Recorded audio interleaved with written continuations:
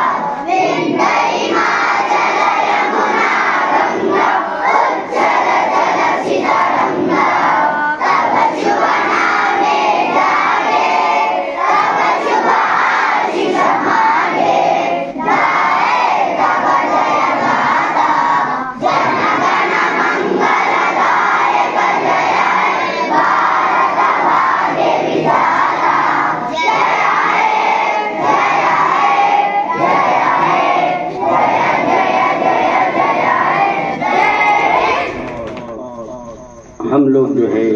اپنے ملک بھارت کی آزادی کا دن منا رہے ہیں، اور اس آزادی کو سارے ملک کے الگ الگ قوموں نے، الگ الگ جو ہے برادریوں نے سب مل کر محنت کر کے اس ملک کو انگریزوں سے آزاد کروایا۔ 1947 میں ہمیں آزادی ملی، اور آزادی جو ہم نے حاصل کی وہ انگریزوں سے، اس کی افتتاح جو ہے اس کی شروعات 1857 سے شروع ہوئی۔ اور سب سے پہلے یہ جاننا ضروری ہے کہ اس وقت ہندوستان میں جب انگریز آئے تھے تو کن لوگوں کی حکومت تھی؟ حکومت اس وقت جو ہے مغل بادشاہوں کی، مسلمانوں کی حکومت تھی ہندوستان میں۔ تو انگریزوں کی جو فائٹ تھی ہندوستان پر حملہ کرنا،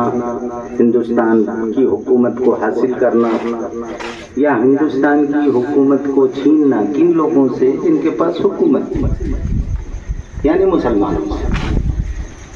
تو انہوں نے کوشش کی، غداری کی، اور ایک کمپنی کو باحیثیت تجارت کے لا کر اس کے ذریعے جو ہے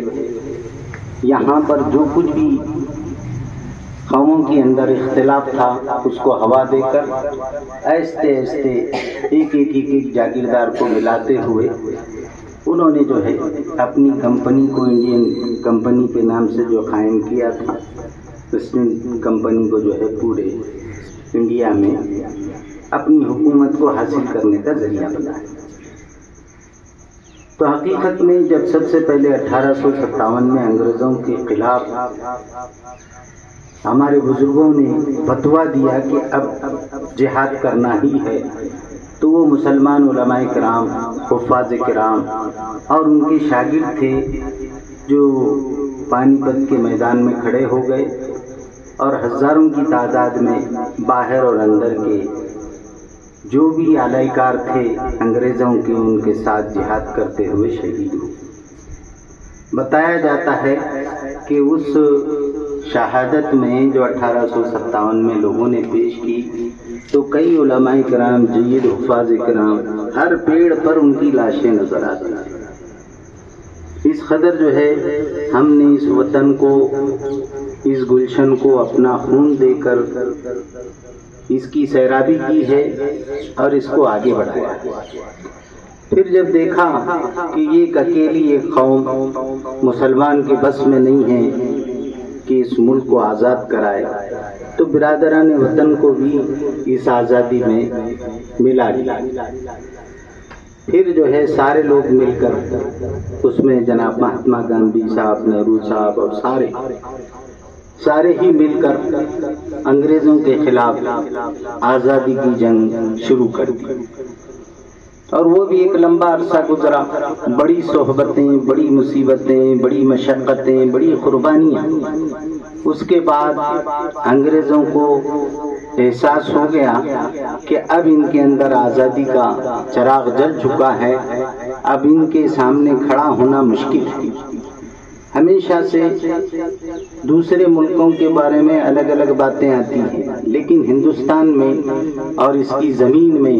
ایک بات ہمیشہ یاد رکھیے کہ یہاں ہمیشہ سے مذہب کے ماننے والوں کا غلبہ رہا ہے۔ ہندوستان کی جو سب سے پرانی سنسکرت یا یہاں کی سب سے پرانی جو ہے مذہب کی جو بنیاد ہے، اس کا نام جو ہے سناتن دھرم ہے۔ اس سناتن دھرم کی سب سے جو پرانی کتاب ہے اس کا نام ہے وید، اور اس وید کے بارے میں ساری دنیا جانتی ہے، تاریخ جانتی ہے کہ یہ وید آسمانی کتاب ہے،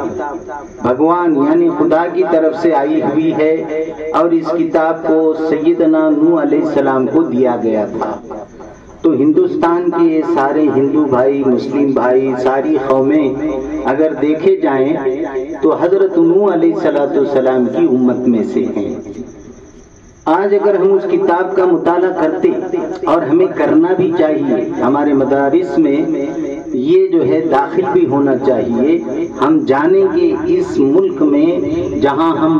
ہمارے بڑے رہتے آئے ہیں اور انہوں نے اسلام کی جو جلائی، لوگوں کو اس کی طرف بلایا، تو در حقیقت یہ اسلام کسی دوسرے ملکوں سے آیا ہوا نہیں ہے، بلکہ یہ ہندوستان کی سب سے پرانی تہذیب ہے۔ سناتن دھرم کا عربی میں جو ہے ٹرانسلیشن الدین القیم ہوتا ہے، الدین القیم، جس کو قرآن میں اللہ تعالیٰ نے اسلام کے لیے فرمایا۔